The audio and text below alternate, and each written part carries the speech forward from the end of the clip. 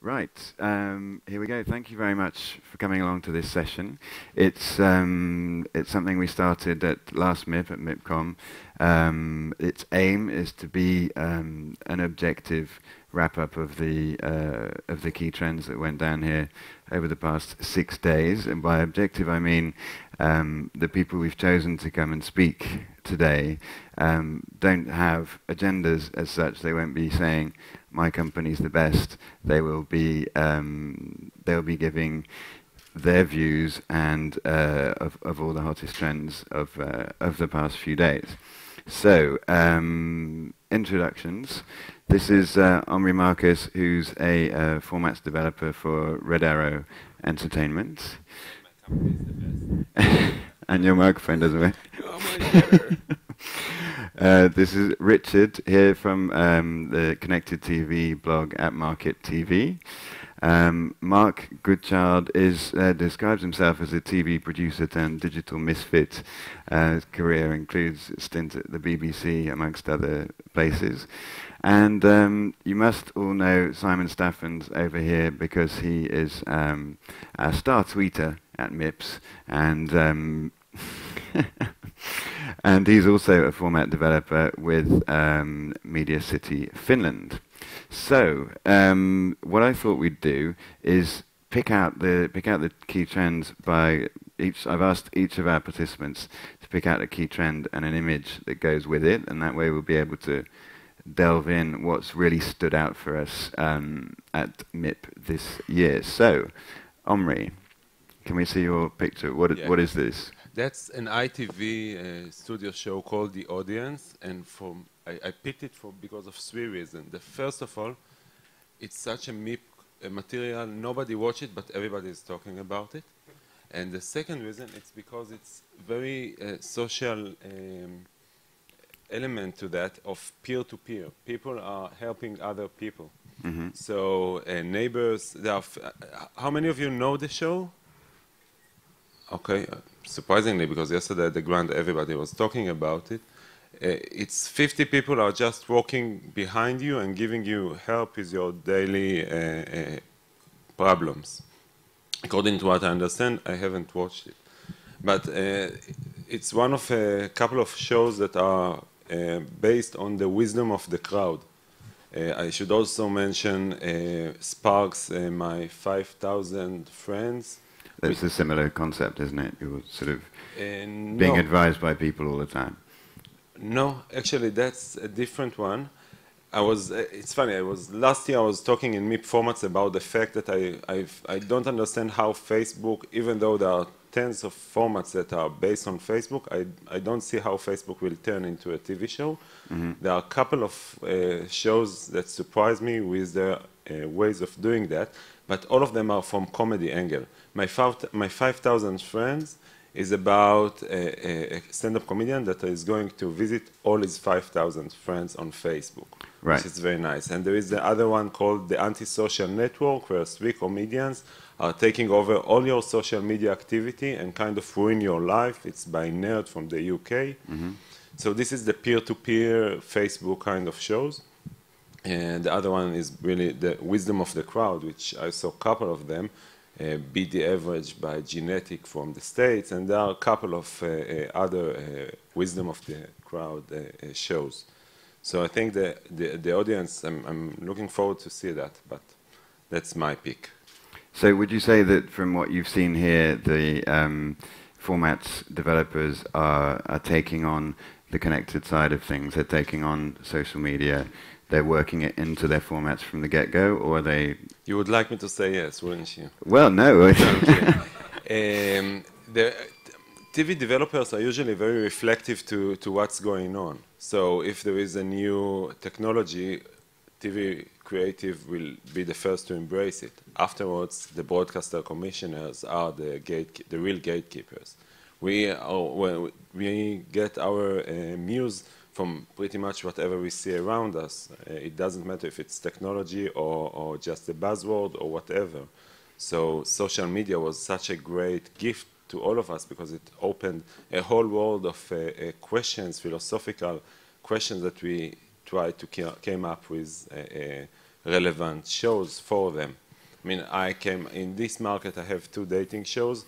Both of them are based on technology. I won't promote them. Mark Barnett and Kinetic are doing that in the States, but I mean, both of them are based on social media questions that I'm seeing aroused. So creative people are not gatekeepers for that. We are embracing pretty much everything. Social media is the best thing happened to us. Okay, great. So the sort of formats that you've seen going around at this market are really showing that? Or not enough? No, not enough. That's Okay. the most accurate answer. Not enough, because the commissioners are afraid from embracing that. It's very risky, and it's true. It's very risky. A commissioning editor that will pick the wrong show will have a flop in his hands, and we have already an experience of a couple of years of shows that said this will bring Facebook to our TV, and they all flopped. I can't think about on a single one that brought Facebook or Twitter to your TV as a kind of a mega shiny floor game show that succeeded. So that remains to be achieved. Yeah, but I think that sometime in the next few years, somebody will find out a way to make it, and he will make loads of money out of that. That's for sure. We just moving on then to another trend. Richard's trend is also a connected trend, and it's been a big talking point at this market. It is, if we could put that image up, please. It's the deal that was actually announced just before MIP, with All3Media, the producer, giving their content directly to viewers via connected TV apps. Why is that an important shift, Richard? I think it's an important shift because I think when you go around to an event such as MIPTV and you ask people like television producers and the creators of programming, you know, who really deserves to have the relationship with the end user, and I think you'll find that actually the creatives feel like they are the ones, and typically in the value chain, they have not been the ones identified. Like in the music industry, you're seeing a lot of direct-to-fan relationships now, and this step by All3Media, which is an indie with a lot of great programs, to go direct to consumer via Google Television is a huge leap, I think, for the industry. It's a fantastic test or trial ground to see if American consumers will actually buy into it. It's a new chance for production companies to build relationships with brands in a different way. Typically, they have not been included in those conversations. That's normally the turf of the broadcasters. So there's all kinds of new environments erupting, I think, from this move from All3Media that could be potential for the future. There's going to be 150 to 200 million connected televisions in people's homes globally in the next few years. You can't buy a TV that's not connected to the internet now, pretty much today. So this whole new concept of delivering content over the top and new gatekeepers in the living room. That's the key thing, isn't it? I mean, the new gatekeepers in the living room. Because we know about connected TV, it's interesting, but the thing here is that a lot of broadcasters must be bothered about this. I mean, All3Media make skins, they make all sorts of great shows, and now they're delivering it direct to consumers. Has anyone had any feedback from broadcasters about it? Well, I think broadcasters are quite scared at the moment, to be honest. There will be a broadcast conference later on this year where 150 CEOs are going to gather together in London to talk about these very sorts of things. Over-the-top content and new gatekeepers in the living room are a huge threat and an opportunity at the same time, depending on how they embrace it. There was another huge related trend here. So we had the Angry Birds keynote the other day. Everyone was really pleasantly surprised that they were announcing their first animation series. So that was made a huge buzz on the blog, on Twitter, and everything. But what people were talking about less is that they're not giving that series to a broadcaster. They're going to distribute it themselves. So they're bypassing the traditional value chain, which is what All3Media is doing, in a sense, and which I think we'll see more and more of in the future. Mark, you wanted to comment on that? But the thing that Rovio have got, they've already got the biggest channel that you could possibly want. Every one of those apps is on someone's iPad or iPhone somewhere they can put a push notification to them, so they don't need a broadcaster. And I think that's what's shifting, is that this sort of assumption that the only route to market is through the people who powered your televisions is the way to go. And brands are doing the same. Heineken, we've seen, doing the same thing. There are people who now have relationships with their audience, which doesn't necessarily require them to have had the traditional TV channel sitting on your space. And I think that's just going to grow. We've seen it I work in the kids space. We've seen it already emerging in the kids space with the likes of Club Penguin and Moshi Monsters. They're already just going directly to market. And interestingly, they're using old media buying. So, they both, Moshi Monsters and Bin Weevils, have said the big take-up was by buying advert space on the children's channels, but they're using it to drive to their digital media as being the place which they monetize.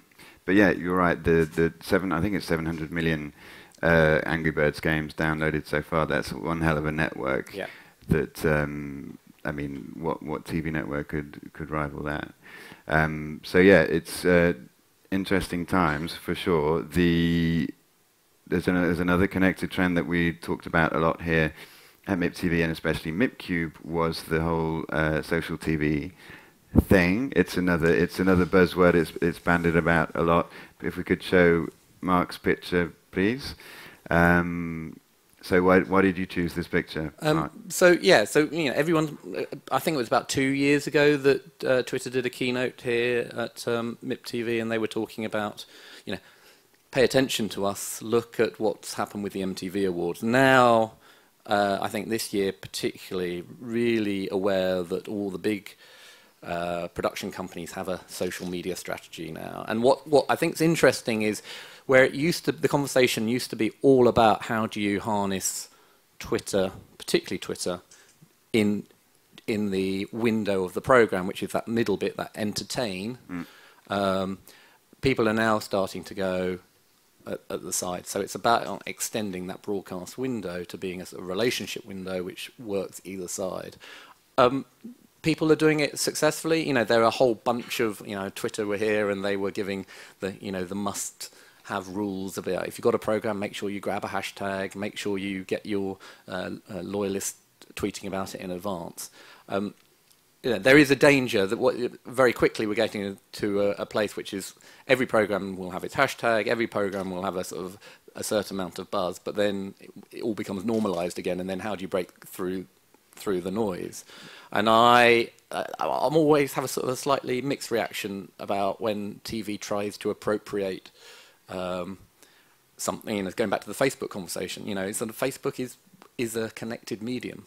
It works because it's about connecting people, and then television jumps on the bandwagon very quickly and creates some pretty poor formats around that, because they don't really embrace what this is about. I think there's a danger that you might get a bit of a Twitterati backlash around certain things. You're already seeing certain programs that go hell for leather to try and get the Twitterati tweeting about them, but then they just turn around and say it's a really rubbish show. That can backfire very quickly. But it's people are waking up to it and building it into their production process, or at least their marketing thinking. There was also a lot of a chat this market about who should be doing this. Should it be the broadcaster, or should it be the producer? Again, it's the shifting roles thing. Do you have a take on that, Simon? I think the ones who can get the funding should do it. No, it's what I think is that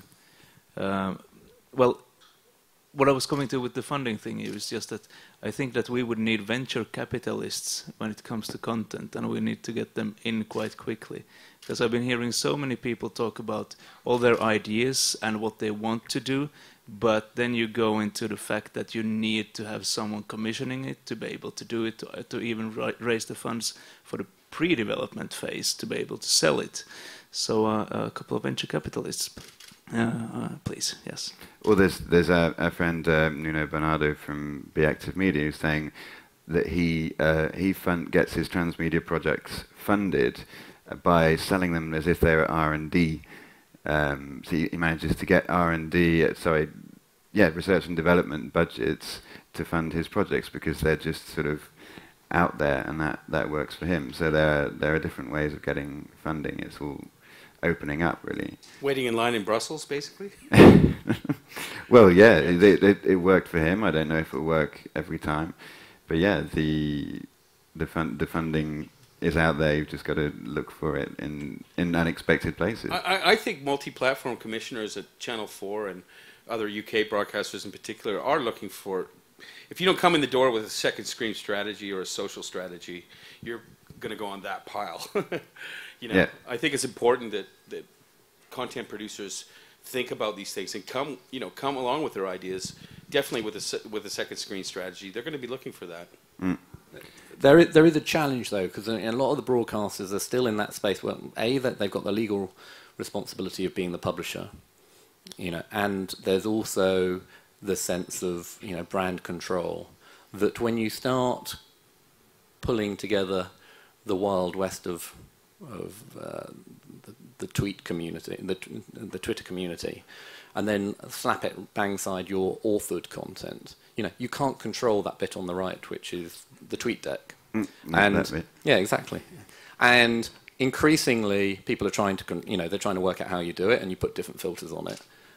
But immediately the audience see through that, because it's funny, you know, I'm just seeing whether this has been moderated. Are there any, you know, where have all the negative comments gone?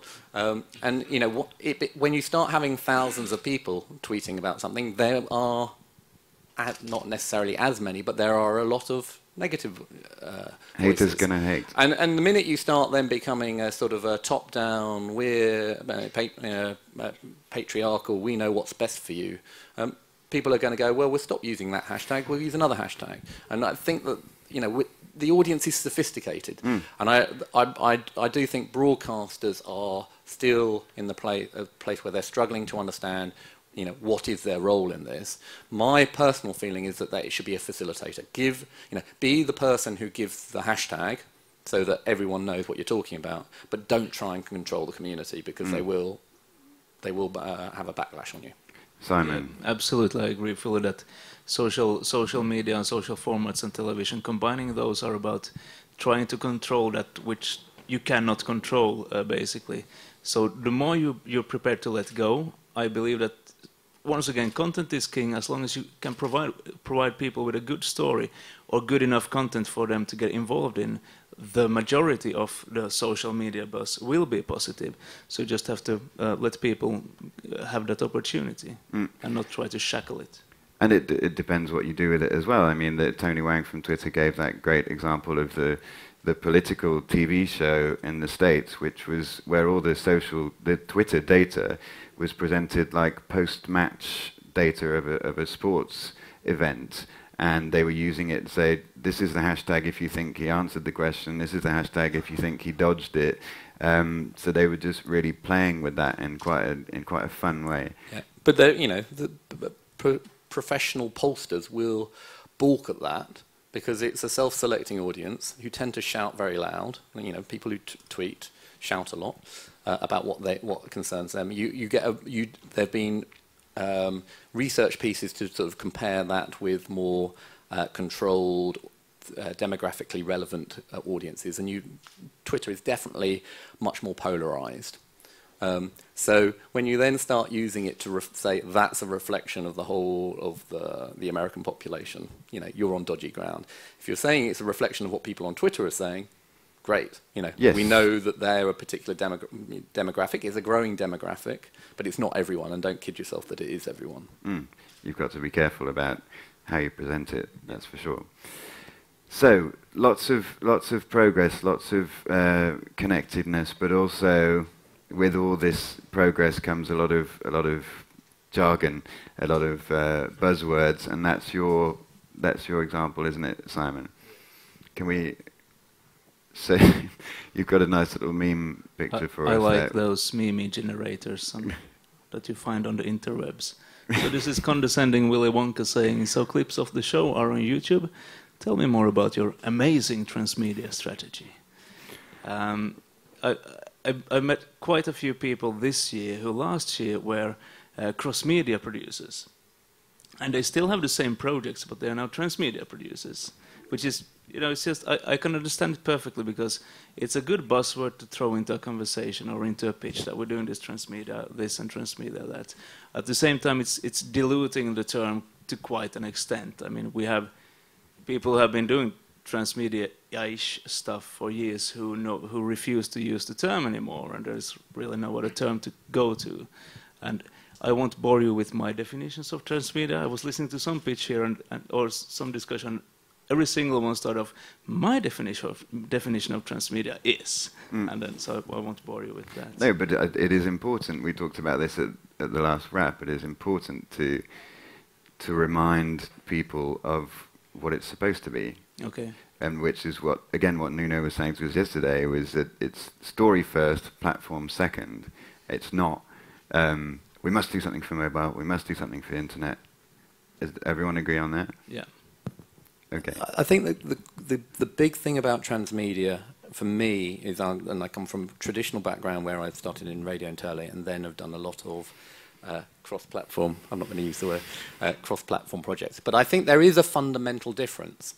And one is where the product starts around a story, and then you work out how it gets, you know, using sort of TV, you know, CGI language, you know, gets rendered into different platforms, rendered onto television, rendered onto a website or whatever.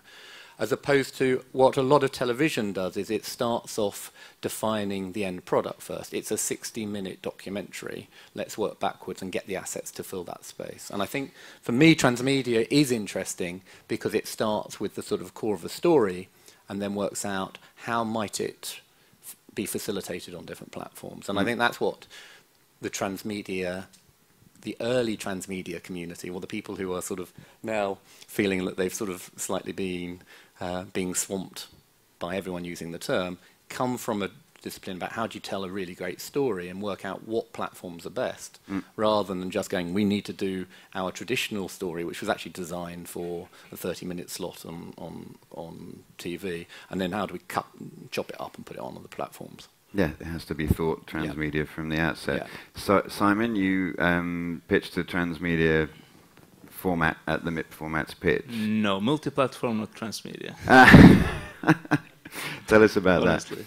The show yes. that I pitched, it was one called Which One Out. It was our attempt to make an extremely tight game show that would encourage gambling, risk-taking, while rewarding knowledge and stuff like that, and have a game mechanic that would reward people who participated and played along at home as much as possible to give as much positive feedback as possible. I can tell you the format's now off the market, so I'm not pitching it to anyone. But what I was going to say was just regarding transmedia, because there is a great need for transmedia storytelling methods to be applied to content. When a big track here was the branded entertainment, right? And the woman from Nestle, I can't remember her name, Berger or something, but she had the blue bear, Bo the blue bear, right? And they were going to roll out that in a lot of different ways.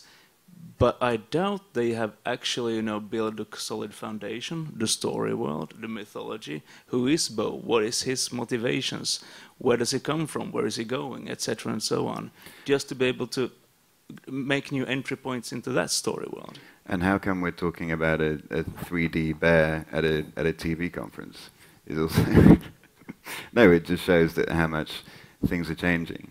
But just to get back to try and stay on the formats and transmedia bit, the format that won the MIP Formats pitch was a dating format. You were talking about that just now. It's something that has great potential with all this participatory stuff we're talking about. Yeah, I heard, and exactly like we said before, they didn't use the technology itself, they took the essence of the technology, the philosophical questions, what is better, the personal people that your best friend know better for you, who will be a good match for you, or a computer. It's like all the competition between a person versus computer playing chess, it's pretty much like that. I'm trying to think if they had a transmedia element in that show. It was multi-platform. For me, you know, I told you that for me, transmedia is media that dressed like a woman in the weekends. I don't really get that, all those descriptions.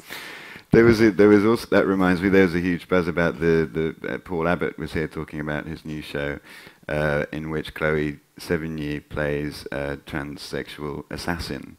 I'm sure you're going to be all over that one. Download it now. Yeah. I think the worst word I've heard actually this year at MIP is transmedia broadcasting. Yeah. Which is actually a real mouthful, but yeah, it is getting split up, and there's a lot of controversy over the name. But the fact of the matter is, there's an Emmy award. There is an Emmy category now for transmedia production. There is. There's a it's Content been 360 category. kind of bolted into the system now, so we have to live with it. Mm. Yeah, but all those new terms every time. I feel like next year I will go and in the minibar there, you can open it and get a buzzword that you can use in conversation. Well, we have to create new language. We're in a new world too. But there was a rationale for why transmedia emerged, and it was because it was getting it an official credit in the States. And that's really important in terms of the writers' unions, so that it took people a while to get it recognised that this was an official skill, story architecting, storyboard, and so I think give them their due. They can hold on to their word and work with that word. And I think that it's what I think I personally feel is it doesn't really matter what you call it, but don't try and treat everything as the same. Don't think that you're creating a multifaceted, infinite parallel universe story architecture. Yeah. If what you're doing is taking some clips and chopping them up and putting them on YouTube, because you'll just confuse people if you tell them it's if it's a transmedia universe. Yeah, so you should only go on the platforms that are relevant to the story. Is the basic guideline, I think. One thing we haven't talked about yet is MIPDoc. The thing that there's also a bit like the 3D bear, something that the MIPDoc keynote Adam G from Channel 4 was talking about was blew me away. It was a health program where people were diagnosed on live TV with their webcams. How is that TV? I mean, it probably says more something about the state of the NHS in Britain than. I spoke to Adam afterwards, and he was saying, that was made by Maverick, a very production company who've done a lot of interactive stuff with Channel 4 over the years, and they've sort of just been emerging what was a strand around embarrassing bodies, etc. Yes, that's what it's called.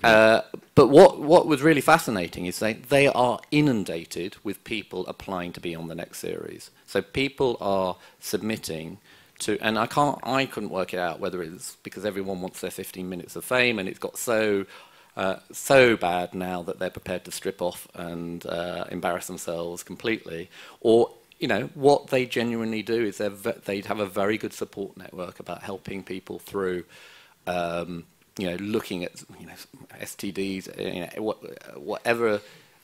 STDs and webcams and exactly. Yeah. No, it is quite an explicit show. It's not something you want to watch with your mother beside you, but it does very well. But what's interesting is it's almost like for me, I think that says something more about how TV has become so normalised about this sort of, anyone can appear on TV now. It's not embarrassing to that particular audience, an audience who are probably sharing most of this already on Facebook and etc.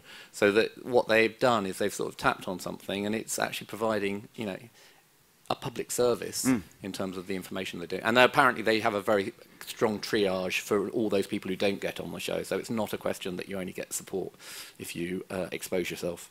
So it's tapping into people's exhibitionism, really. Simon? Yeah, I was just going to say that at the TV, after the TV hackathon, Sid Lawrence said that TV people should look to radio when it comes to how to handle information about programs, etc.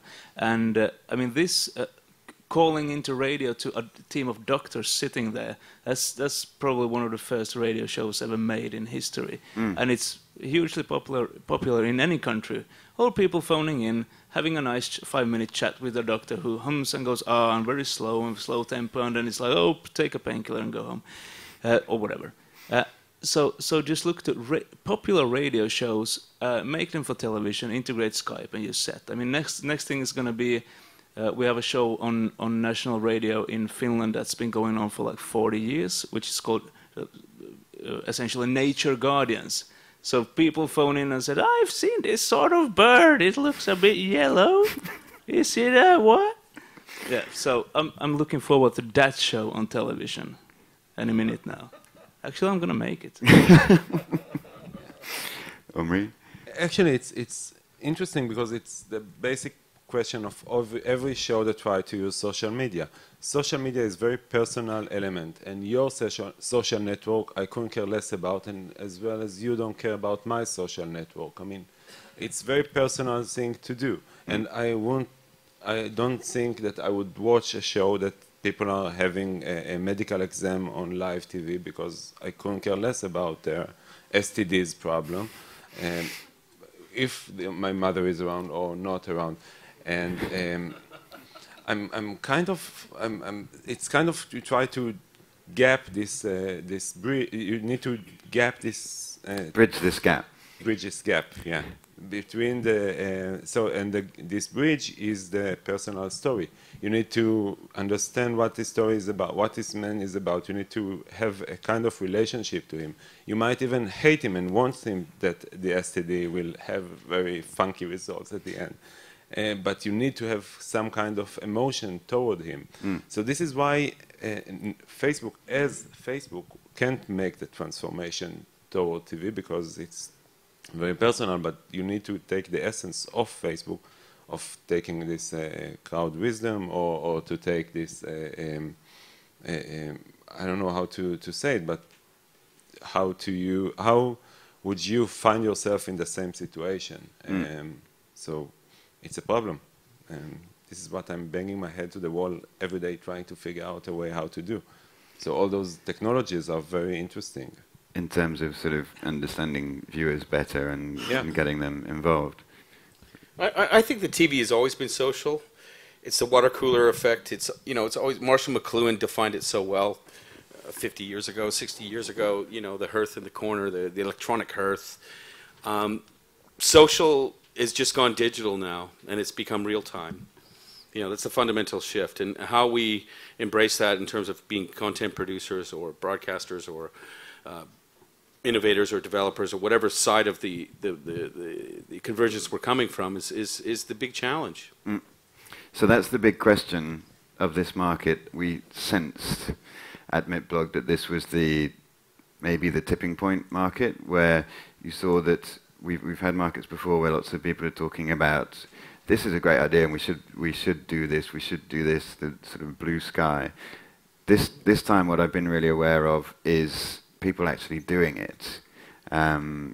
With doing the new stuff and it actually working. Have you got that impression? I think we're still at an experimental stage. We know it can work around entertainment shiny floor shows, but they have quite simple mechanics where lots of people contribute, but actually there's you're part of the crowd. You don't get very much of a personal. It's not all about you, it's about us as a group, voting for someone. And we're quite happy with that. I think when you start going into, things like comedy, that's very personal. What one person likes versus another is a sort of a very personal feel. And group dynamics work actually much better in the physical space. When you're in the space watching a stand-up comedian, you actually laugh because the people beside you are laughing and you're part of the atmosphere. And we haven't worked out how to translate that to television at all yet. Similarly, factual shows, for me, I think actually one of the big things is about the personalization of the show. When you watch a documentary, it might be a sort of window on the big world, but actually I want a bit of a reflection on what it means to me and my peer group, my social graph. We haven't really worked out how to manage that yet, because television is very good at broadcasting. It's not very good at managing one-to-one relationships. And I think this year is interesting that we're starting to see formats. We got past the talking about it phase. Yep. We've got past the evangelism by the tech community, the geeks, which I'm part of. This year we're starting to see formats come out. I don't think necessarily they're mature enough yet, and we're seeing the killer formats coming through. I don't know. Simon? Absolutely agree. I think that what I saw from MIPCUBE onwards, and MIPFormats as well, is that all the parts of that make up a good television or a good multi-platform concept are reaching a certain level of maturity. You have storytellers and storytelling people who create the content, who are starting to understand technical limitations and possibilities, and the need to actually get some money via brands. So the storytellers look to work with these other people, not just tell stories by themselves. Whereas the brands are starting to realize the need to actually put out some compelling content and thereby use the storytellers. And the tech people are talking to everyone, and no one understands them. But I have to say that Red Bull does have 1,000 episodes of content here at MIP, which is quite interesting and does rattle the whole value chain somewhat. But if I could talk a little tech talk for a minute, I would love to tell you about something. I have no interest in it, and I'm not involved with the company at all, but I love what they're doing. And I love the fact that an 8-week-old company, after coming out of beta, can get valuated at $150 million with input of $15 million for a 10% share by Sky. The company's name is ZBox, and the product is called ZBox. And what I love about it, above and everything, I mean, the check-in is not the answer, and we've heard all this stuff in second screen social TV. What I really love about ZBox is they've done something different, and that's what's making them have such an impact on the second screen social TV space. It's great that I can log in with Facebook. It's great that I can see what my friends are watching. It's great that I can chat with them on the EPG and all that sort of stuff. But what really gets me, what I really love about it, is the fact that they ingest all of the UK content now, currently, in a server farm. They pull, using artificial intelligence, that would be audio recognition, video recognition technology, and various other things. They pull metadata in real time from the shows, and they present that metadata in the form of tags that come down while you're watching the show in real time. You're able to see what they're talking about a little bit.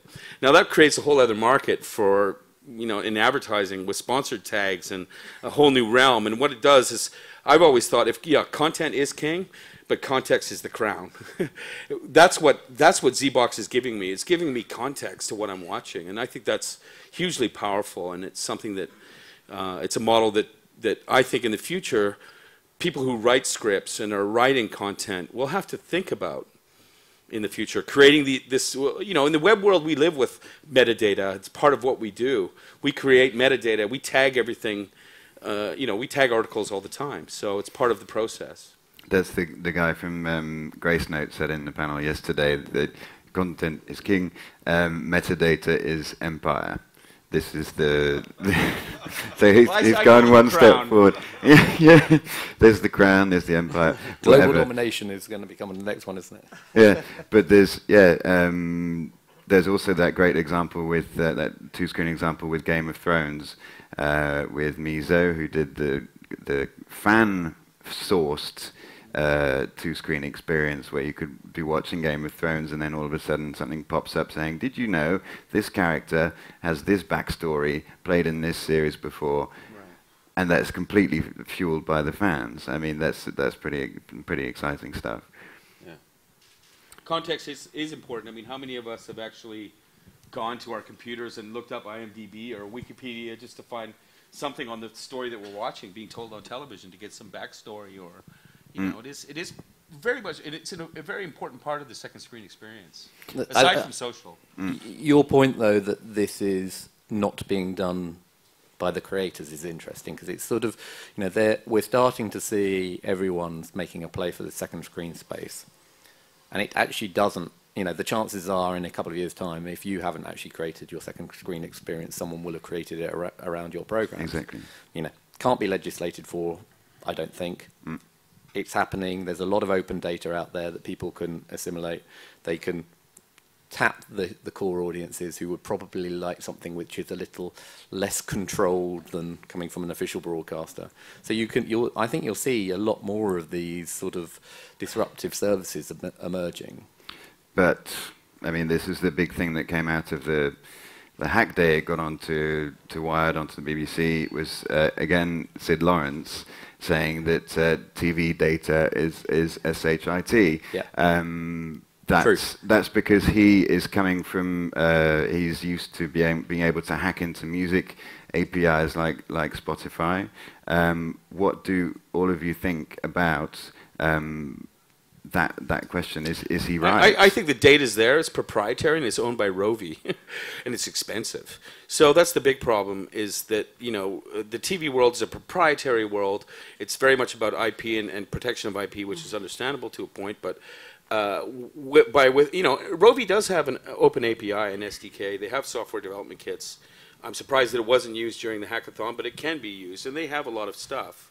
So it's just a matter of, I think right now I've identified probably at Market TV, which I published, I've covered probably at least 20 big companies that offer APIs and SDKs. That ranges from Samsung, Sony, the CE manufacturers, right down the line, to at least 20 or 30 smaller companies like ZBox has an API and an SDK, making their stuff available. Everybody wants a third-party development community.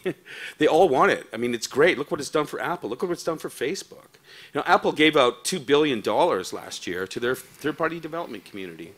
Huge amounts of money, driving innovation forward. This model is being looked at by television, certainly by some incumbents and some new players. Mm.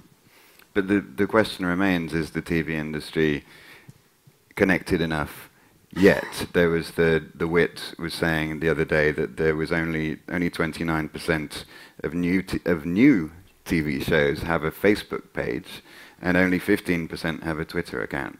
Is that worrying? I continue the conversation about the UK TV industry. I mean, Channel 4 declared that they are going to be the most social network. And Channel 4 are also the creator of the Wank Week, which is going to make it quite of maybe going to be, I'm not sure if they will know how to make their content into the social world in a way that will be elegant, or if they will know how to make it right. Maybe the second screen or the third parties will be the answer for that. Because I don't believe that the broadcaster really know how to handle this. If they know how to make TV, I mean, they know how to make good TV, they don't know how to handle the second screen experience, to my opinion, so far. They've been to Channel 4 and BBC, and quite a few networks have been doing some interesting things in that space. Yeah, but always with third parties, not not internal. Often. It's, I think the metadata question is, I disagree with Richard. I think actually, people like Rovi are out there and they create them effectively are metadata farms creating surface metadata around programs. They'll tell you what's in a program, they'll tell you how long it is, they'll tell you all the stuff that's easy to find out. The real metadata is the stuff that's inside the producer's head, it's the research notes, it's the stuff about when you were on location. And all of that, my experience working around different independent companies is, they normally don't have a researcher or even a producer on the show by the time it's going out. So, because the budgets have been pushed over years, that actually you work on minimal teams, and mostly freelance, that you then end up in a world where the corporate knowledge or the program knowledge, the bit underneath the iceberg, beneath the bit that you can see, is effectively binned. And the only way that they can currently work around that is if you get a cross-platform commission from a broadcaster to then keep a researcher on and keep doing that. And we don't have a standard way of how you write a script which automatically sucks out all of the metadata from it. That would be a huge advance if Word could talk to Avid and Final Cut Pro and come up with a bin of metadata which I don't have to worry about, and I can just outsource. What is Jennifer Aniston wearing, and how much does it cost? Who's doing that? The only person who'll know that will be the costume buyer. It'll all be forgotten further down the line. And I think that some people are starting to do that. I think the companies who've emerged from the web are probably more savvy about that, and the brands are more savvy about that because that's what fueled their industry in the past. So I think the hackers are right. I met one of them on the plane coming out here, and he was getting very excited about doing this hack, and we started having this conversation. And he was appalled. He was going, "What, you don't know? Surely you know what music tracks are being used in the show. And I said, but probably the person who does will be the person who fills in the music reporting form. And where that goes, you know, nobody knows. That goes into legal land, and you know. So it's really important. What's the potential for developing, taking things forward if the developers, the hackers, have nothing to play with? And I think what will come out, some bigger organisations will crack that and they'll keep it proprietary and they'll do their own stuff with it. And then you've got other people who are probably going to be a little bit, you know, a bit more subversive, open it up. There was a chap, and I can't remember his name, maybe were you the one who was talking about, he's doing a documentary, is it MIPCUBE? He's doing a documentary about Pirate Bay. Yes. And he's pirating his own show, so he's putting it up on Pirate Bay, and they're allowing people to tag various parts of the program. And you're sort of going, I love the idea. You've sort of just completely democratized it. I'm not quite sure where he's going with it, but it's of the community, and I suspect there'll be some interesting stuff which will come out of that. And this is the world that we're living in, between the, you know, control, and monetize, and this is Webby. This is let's see what can clever people do with this stuff if I just opened it up to them. Yeah, there was also on that panel that great example of the mashup artist who was here, who did a mashup of Mad Men where Don loves George. Yes, and turned it into a gay love. And that's scene. And that did better than the official trailers, but it got taken down. And it initially got taken down because the spiders saw it as being a copyright infringement, and it was automatically taken down. And then once you get into that, you have to have a lot of will to go and then fight, you know, get it escalated up the chain. We've noticed here anyway, with the videos of the sessions we've been posting on YouTube, that in the past few months, I mean, the difference with last MIP is incredible. YouTube has got a lot more sensitive at picking out copyrighted content. So if we just have a 30-second video in someone's keynote, bam, we have to get rid of it now. So they're sort of taking this really seriously. Is this where we have to do the disclaimer about the slides that I just ripped off YouTube? No, but it's a big deal. So YouTube is showing we are on the content owner's side. We are respecting the copyright, because that's the only way they can move forwards, really. Last thing about, I thought the last point perhaps would be to talk about YouTube a bit. Another big buzz thing that came out this week was they were saying they want to be less about views and more about channels. They want to, so it's another buzzword, it's engagement. It's not just getting, let's get 10 million views on that video and then forget about it. It's let's suck people in, get them to subscribe. That's a really important change, isn't it? I think YouTube's interesting, because I saw Eric Schwartz in Edinburgh last year come up and stand up in front of the UK. Eric, sorry, the CEO? Schmidt, sorry. Yeah. Got his name wrong. I saw Eric speaking in Edinburgh, and he basically stood up there and said that we're not into the content game, and don't worry about it, it's all fine, we're not going there. And I think 3 weeks later they announced, or it was soon at the same time, they were spending $150 million on content, which isn't a huge amount, really, but it is significant. They are making an investment. YouTube is making significant investments in content, and it's quite interesting. Google owns the live rights for cricket in India. Most people don't know that. You know, they're subtly making their play, and companies like Google and Apple and Microsoft could probably outbid any content or broadcaster company for whatever they want. What do you think, Simon? Yeah, I think that when we talk about transmedia in this context, one of the key points, which I think YouTube also has an issue, is the sustainability and to keep whatever you have going in the long run in a coherent and logical way. Which is, when you look at, transmedia projects are quite often fairly arty and fairly low budget, many, unless they are, of course, marketing campaigns for Game of Thrones or anything huge like that. And then you have it starts and it ends, and then it's gone, and then it's just stopped. And you can have amassed a community, and you can have people who actually care about it. And it's also the same thing with YouTube, with such a huge amount of content. How do they choose what to push and what not to push, and how does it feed off each other and so forth? It's a challenge. Okay. But my suspicion with the YouTube is all about Google TV coming down the line, because when they have their second go at getting Google TV placed, they don't just want to be the aggregator of other people's channels. There'll be some channels which are front of mind, and they could be YouTube as a mass aggregation channel, or they can be niche channels that could actually target particular demographics. And so, I think the fact that they're in that sit forward mode, you tend to most people watch YouTube still by being referred to it by someone else. So it has a social dynamic. When you're in the lean back mode and you're turning on your telly, if they can start picking off niche markets and go, I'm going to sit in for a night with my feet up watching a YouTube curated channel because I'm a mad fanatic of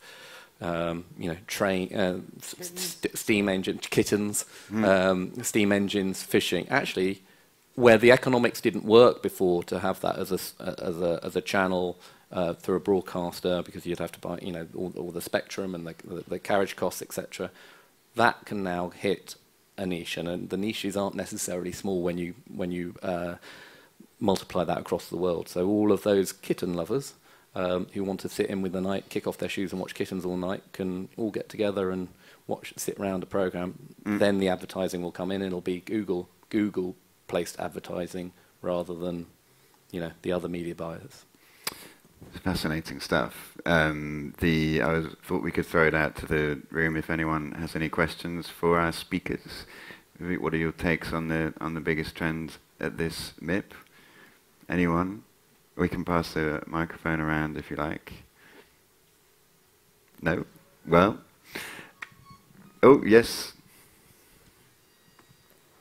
Yes, I do have one question about branded entertainment. You didn't speak about that. I think there has been a tipping point there too, because I found the Coca-Cola keynote very interesting. It was very encouraging, inspiring. What do you think about that? That's a good question for the panel. It was Coca-Cola launching their sort of strategy of what they call liquid content. So it's this whole notion of a brand as a content producer, and they're being really serious about it now. What do you think of that, Omri? It's a fascinating thing, and I think we are just see the beginning of a long process that will, at the end of it, we're going to have a completely new category of content. It will, but I have no idea what's going on, what it will create. But I'm fascinated by that. I have more questions than answer to that. Personally, I think the 30-second spot is dead or going to. I mean, maybe I'm wrong. It's just my theory. I'm not saying it's right or not, but it's going to be a tough call in the future to get people to sit down for 30 seconds and watch, watch commercial television. So I think the brands are having to look for second screen experiences and producing their own content as a matter of finding, a new ways of engaging with their fans and their consumers. The brands have been sort of ahead of the game in terms of trying to harness the social networks and getting on there. Every brand has a Facebook page and probably have a like gating system, so you have to like them to then go and enter a competition, even if you don't like them at all. They're really, the brands are so clued up into that world, and the smart brands are already thinking about, this isn't actually a retail business anymore. It's a service business. It's about our relationship. They all talk about their CRMs and their eCRMs. So I don't think this sort of extension into entertainment that you sit and consume is a bizarre step. I think it's just a natural step. It's sort of in the same way that soaps emerged out of the adverts that the soap manufacturers originally did. Soaps are branded entertainment. Yeah, and in the UK there are people like Foster's who are being very targeted about being associated with comedy. Foster's want to be the brand who curate comedy and get associated with comedy, and they're doing that online. They're doing it in live entertainment, experiential stuff, and they're doing it in television. So, the big people are going to step in there early and try and get that brand a connotation with a particular genre, and so I don't think that that's particularly strange. I think the dynamic is about how that sits with stuff that we've traditionally seen as being totally independent and authored, and you know, when you've got the big corporate entities behind you, what does the audience feel about that? And the smart money will be embrace their audience and sort of go with them rather than treat them as you know, idiots who you can manipulate, and that's the sort of the needle. Simon, are you thinking up a branded transmedia format for?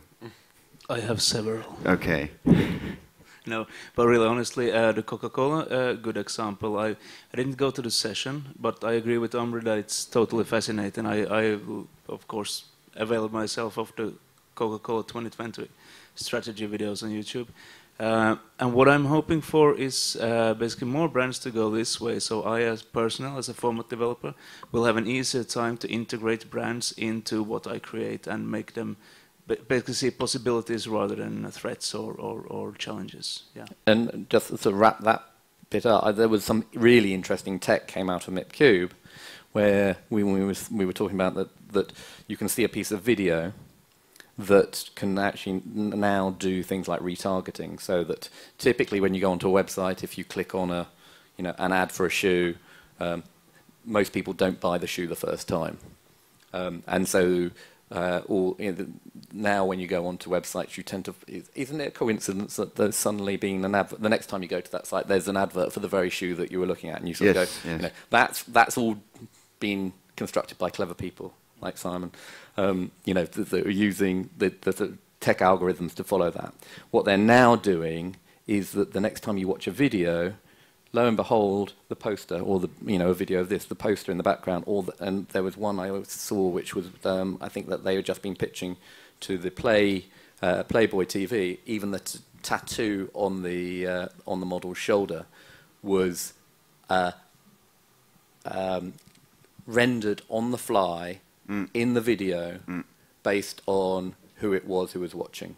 Incredible. So like in-game advertising. Like in-game advertising, but it's not being done in Flash, and you have to wait for a loading screen. You could be flicking on your television in a couple of years' time, and what they're watching on TV, you know, in the background of EastEnders is an advert, but it happens to be an advert which is targeted at you because we know exactly who you are. So the brands are on it. They're going to be the first movers in this space. Big Brother brands. Big Brother brands. Oh, another question. What are you saying about the 3D? Is a hype already over? Yes. Actually, it's funny because 2 years ago I was at IFA, and it was all about IFA is a CE manufacturer. It's a bit like CES in Vegas, but the European version in Berlin, and it was all about 3D TV, and connected TVs were like the bastard stepchild in the corner, kind of shoveled, you know, and it was just this whole session of, for me it's cyclical, it comes back every 20 or 30 years. That's my take on it. I wrote an editorial about it. I think it's great for the cinema, works excellent for the cinema, but I don't see it working in the living room. Our 3D keynote yesterday made a very good point about it. He started off saying 3D isn't the hot ticket anymore, but there's still massive potential to do really creative things with it. And this is the guy who produced Pina.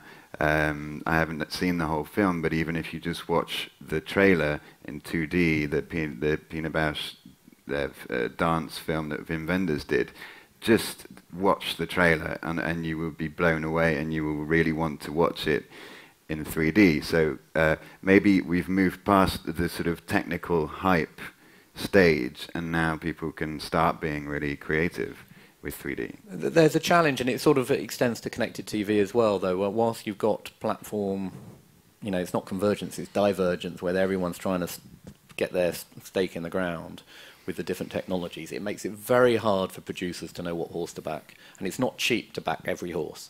So, you know, and this is the same with connected TV. If you want to get into the game, you know, do you go with one platform like Samsung, which is has the biggest penetration?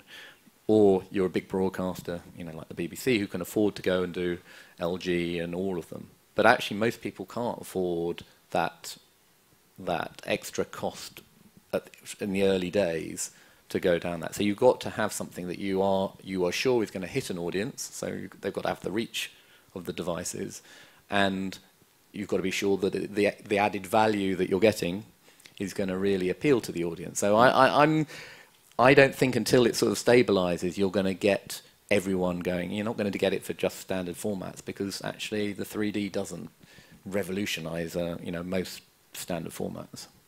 Okay.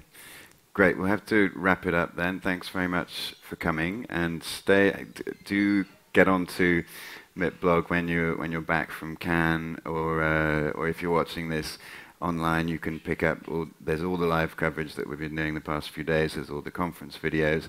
There are a lot of white papers that we've got, like with Screen Digest, for example, a connected TV white paper that's an exclusive we've got for you. And there's also the quick review, which will be coming out soon, which is a nice summary of everything that happened here. So for you to take away, you can sign up for that on mipblog.com. So thanks very much to all of our speakers for coming out. Thank you, everyone, for coming. And we'll see you next time.